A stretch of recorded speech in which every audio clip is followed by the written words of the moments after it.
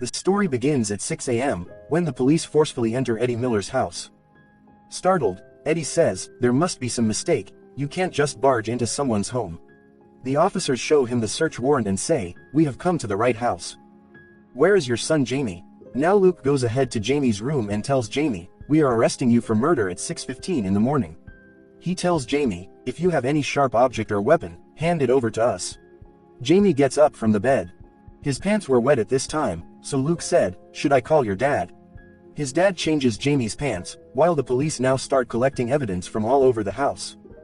Officer Misha tells the Miller family, "We have arrested your son on the charge of murder." Here Jamie kept shouting, "Dad! Dad!" in the police car, and now he is taken to the police station to meet the sergeant. Officer Luke tells the sergeant, "We have arrested him on the charge of murder and he is only 13 years old." Now the sergeant talks to Jamie and says, "I don't care if you have committed a murder or not. I will just ask you some questions that you have to answer correctly. Do you know anything about your rights? Do you have a lawyer, or should we provide one from the station?" Jamie calls his dad to ask about all these things. The sergeant tells him that a detention order has been approved, allowing the police to question him. Jamie is now imprisoned in a cell, while Officer Luke tells Eddie that Jamie wants you to be his supporting adult. You stay with him during interrogation and testing. After this, a doctor comes to Jamie and asks him some questions, such as, "Do you know what it means to be arrested?" Jamie answers, "Yes, I think that I have committed a murder." She asks the next question, "Why do you need a lawyer?" Jamie replies, "So that I don't come under pressure and give a wrong answer." By asking such questions, she was assessing Jamie's mental condition. Going outside, she tells the officer that the child is mentally stable. After she leaves, Jamie tells his dad, "I didn't do anything. Do you believe me?" His dad gets emotional and says, "Jamie, I trust you more than myself." After this, Officer Luke arranges a lawyer who first meets Jamie's dad and family, and then starts taking details from the officers about Jamie's case. Jamie's protocols are asked, such as whether they tortured Jamie, gave food to Jamie or not. After this, Jamie is called, his pictures are taken, Jamie meets his lawyer, and then his medical test is done, in which his DNA is checked, his fingerprints are checked, and blood tests are taken. After that, the police officers come and ask Jamie for his phone password, but Jamie's lawyer refuses to allow this. After this, the police officers ask Jamie to remove his clothes. Hearing this, Eddie, Jamie's dad, got angry, so the lawyer explained that this is a protocol, and we can't refuse the police officers. Everyone else now turns their faces away, while the police take off Jamie's clothes in front of his dad and check his entire body.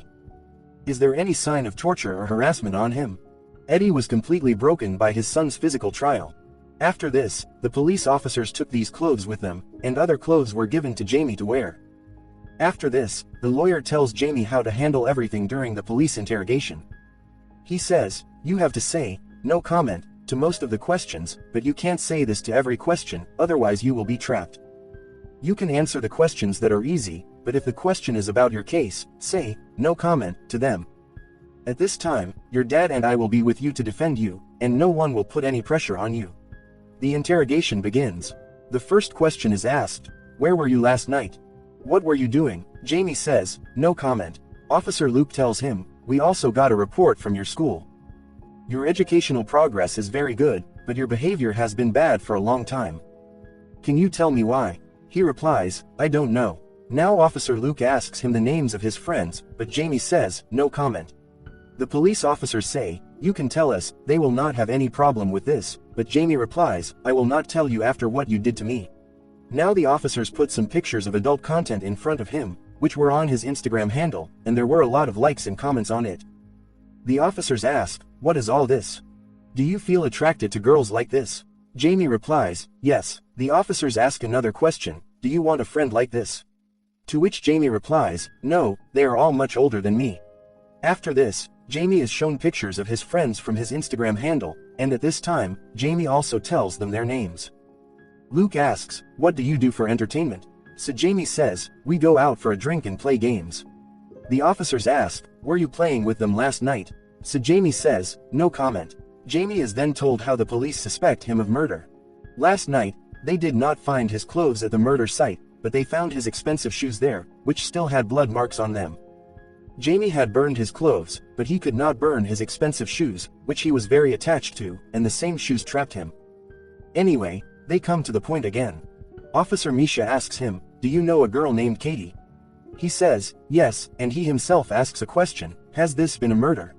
Officer Luke immediately catches him, "You know what happened last night?" Jamie had commented and confessed against himself. Now Eddie is asked, "Where were you last night?" So Eddie says, "I was on duty all night, and when I returned in the morning, you guys came immediately." Now Jamie is asked directly, "Have you killed Katie?" So Jamie says, "I did not kill her. Someone else must have killed her. You are misunderstanding me." Now Jamie is told that Katie was stabbed 7 times with a knife and killed. Is it your hand behind all of this? Now Jamie is shown some pictures taken from CCTV footage, in which it was clearly visible that Jamie was following the girl. They ask, "Why were you following her?" But Jamie refuses, "I was not." Then the CCTV footage is shown in front of him, in which it is clearly visible that first the girl pushed Jamie, Jamie got angry, and then he grabbed the girl, stabbed her, and killed her.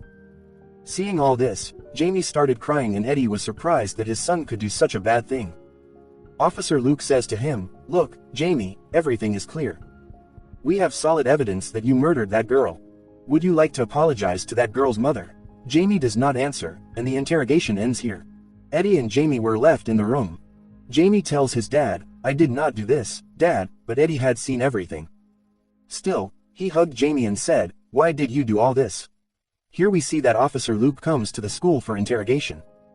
Before it, he messages his son because his son also studied in the same school. Here he starts the investigation with Katie's friend, but Katie's friend misbehaves with him and does not give him a proper answer to anything. In a while, it is time for assembly here. Katie's friend grabs Jamie's friend and starts beating him and says, "You are the one who killed my friend. You are very bad." The teachers come and stop their fight, and the boy who was beaten, another boy comes and bullies him saying, "You are being beaten by a girl," and everyone starts laughing at him like this. Officer Luke feels strange seeing the environment here. Now Luke starts an investigation with this boy named Ryan and tells him, "I want to investigate you about the murder." Then Luke asks a question about Jamie, "How was Jamie's mood yesterday?" He says that it was normal. Now the second question is asked, "Do you know about that weapon with which Jamie murdered her?" Hearing this question, he got a little scared and started leaving from here. Seeing his behavior, Officer Luke and Misha understand that there is something Ryan is hiding. After this, Officer Luke's son comes to meet him and demands to talk to him alone. His name was Adam, and Adam tells Officer Luke, "I want to help you in this case." He makes Officer Luke check Jamie's Instagram, where the officers see that Katie was bullying Jamie. She was insulting him and giving him a kind of challenge that no one would ever make a relationship with him, and he would never get married. Whoever liked Katie's comment, they were all supporting Katie. They were all bullying Jamie together. Adam tells Officer Luke, "I can show you a lot of comments like this. You should also take this thing into notice." Officer Luke asks, "Do you also get bullied by the people here?" But Adam says, "No, I don't have anything like that." Officer Luke comes to Officer Misha and says, "All the guesses we had about Instagram were all wrong. Jamie is not wrong here, but Katie is wrong. She used to bully him together with her friends." The principal also listens to this and regrets it a lot. They have not been able to fulfill the purpose of coming to school so far. They still don't know where Jamie got his weapon and why he finally killed Katie. Officer Luke thought that Ryan must know something, so he immediately comes to his class to catch Ryan, and Ryan tries to run out of the back door before him, but is caught by Officer Luke. He first asks Ryan, "Why was Katie insulting Jamie?" Ryan says, "You can also ask his other friends. Why are you after me?" The officer said, "They are not close friends like you. Look, understand the matter, a girl has died. Tell me, did you get him that weapon?" When the officer puts pressure on him, he tells him that the weapon was actually his. Because of this, the officer also arrests Ryan so that the rest of the investigation goes to the police station from him. Maybe he is also involved with Jamie. Here we see that Eddie, who was very embarrassed because of his son, comes to Katie's murder site, keeps a bouquet for Katie, and prays for her soul. In the next scene, we are shown that a psychiatrist came here to find out about Jamie's mental condition. She also gives Jamie the sandwich she brought with her and starts talking to him here and there. After spending a lot of time like this, Jamie asks her, "Why aren't you coming to the point?" Jamie tells her, "I want to see your notes. I want to know what you write about me." The psychiatrist tells him, "I can't show you this. This is only for the judge so that he can guess your mental condition." Jamie gets angry and says to her, "Why don't you put me in jail once? Why do you bother me again and again like this?" The psychiatrist said, "We don't have a proper place for you yet. This place is secure for you. Jamie got angry and stood up and said, this place is a torture center. I hear someone screaming here every minute. Jamie got more excited and dropped his cup there. After hearing so much noise, a guard comes from outside to see if everything is under control here or not. The psychiatrist lies for the time being that everything is fine here. Then she goes out, relaxes a bit, and through the guards, we see CCTV footage of the same time when Jamie overreacted. She was trying to understand him through his body language. After this, she came to the room in anger and said to Jamie, I didn't come here to take your confession. I just want to understand you. Okay, now I will answer your questions correctly. First of all, she asks Jamie, how is your dad's behavior with your mom? He says, my dad has nothing to do with all this. Now the psychiatrist asks him, do you like a girl? To which he gets angry and says, girls don't like me. In fact, they don't even like to come close to me because I am ugly. When the psychiatrist says, oh, then how do you feel? Jamie gets offended by this and says, you shouldn't have asked me this question. You should have reassured me that no, it's not like that, you are cute. Can't you talk like normal people? Do you even know what it's like to be ugly? Jamie says, the other psychiatrist was better than you. At least he understood my point. Then the psychiatrist said, the judge needs the opinion of two people. As Jamie heard this, he got up aggressively and started shouting again. Hearing the noise, a security guard comes in and tells Jamie to control himself. Seeing this, in a very angry way, he says to the psychiatrist, what did you talk about? Are you a queen? Your security guard told me to talk to you comfortably. He started walking around in anger. While now this psychiatrist was also very scared of him, what if he does something wrong with her? As the anger cooled down, Jamie sat there. The psychiatrist starts her session again and says, Jamie, in the last session you said that no one liked all three of you in school. Kids used to bully all three of you. They used to spit on you from the windows, and you were also beaten. Is this true? Jamie says, yes, it's true. He now asks Jamie, you have posted a lot of models on your Instagram. Do you like them? And you have also posted a picture of yourself. Did you post it thinking that people will start liking you? And girls will be attracted to you? Jamie clearly refused this. Now the psychiatrist brought some comments from his Instagram handle, in which there were also comments from Katie. In this comment, Katie was bullying Jamie, and a lot of people liked her. A lot of people were supporting Katie. The psychiatrist asked, did she only do this to you or to anyone else? Jamie said, she only bullied me because I look ugly. Then the psychiatrist asked a question. In response to all this, what did you say to her? Jamie says, I know you're asking me this because you've seen the video of Katie's murder, but you can't make me confess to something like that. There's only a boy visible in the footage. Are you sure it's me? That video can also be fake.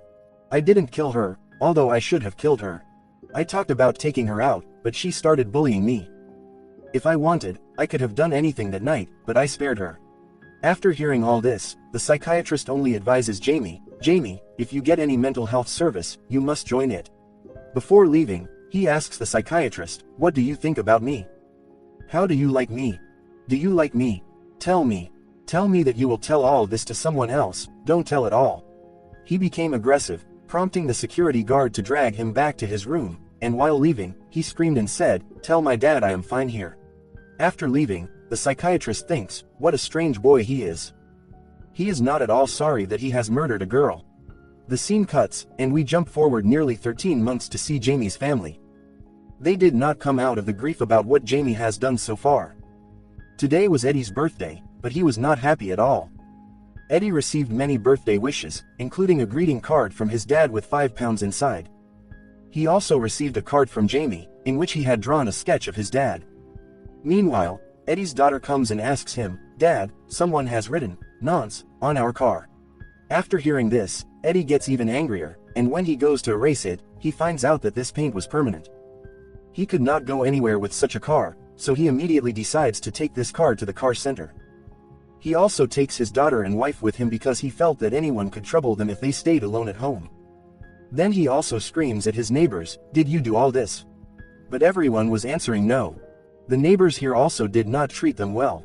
Meanwhile, two children pass on a cycle, and they tell Eddie, "Did you enjoy, nonce?" Eddie becomes furious and understands that this was the work of these two children. Anyway, they were ready to go now, so Eddie said to one of his neighbors, "Can you see our house from behind? In fact, you do this duty." Tell all your neighbors because nowadays this is your job, to see our house. Eddie throws all the blue paint on his car. While doing this, he also ran into the two boys who had written, "Nonce," on his car. Eddie leaves everything and catches those boys and asks them, "Why did you do this?" The boy got scared and said, "Sorry, I was just kidding." So Eddie said, "Is everything a joke for you? Is our family a joke? Your one act ruined our whole day." He was about to laugh, but Eddie slapped him and said, "If you laugh a little, then I will do worse to you." When Eddie leaves him, the boy runs from there, and Eddie throws his cycle behind him. When he came back to his car, the security guard started talking because the place was very dirty due to painting the car. The security guard said, "Who will clean this place?" Eddie also misbehaves with them and says, "I will give you money, so clean that place. If you speak a little, you will also be punished." Eddie's behavior showed how a mistake of Jamie had affected his life and mental health. Now he used to get hyper over small things. When they go to the car, they get a call from the police station, and Jamie wants to wish Eddie. Eddie says, "I like that you called, and I liked your card too. Tell me, is everything okay there? Everyone's behavior with you." Jamie says, "Everything's fine here. Don't worry about the bad stuff, I'm used to it now. I am thinking of giving my confession now." When he hears this, silence falls over the van, and Jamie says again, "I'm sorry, Dad. I'll admit to what I did." Seeing the intense environment, his mom starts asking about his health. Jamie says, "I thought I was talking to my dad." He talks to his mom and sister and cuts the call. The whole atmosphere was changed, they kept crying. Eddie's wife approaches the worried Eddie and says, "It's better for all of them if Jamie accepts responsibility for his crime. His life will go on, and so will ours. At least we know Jamie is alive, but just think, the mother of the girl he killed will never see her daughter again." They discuss that maybe something is missing in their upbringing. After this, Eddie goes to Jamie's room and sees that Jamie had decorated it himself, but now he'll never be able to use any of it for the rest of his life. Thinking this, he breaks down in tears. In the end, we are not shown Jamie being punished, and the series ends here.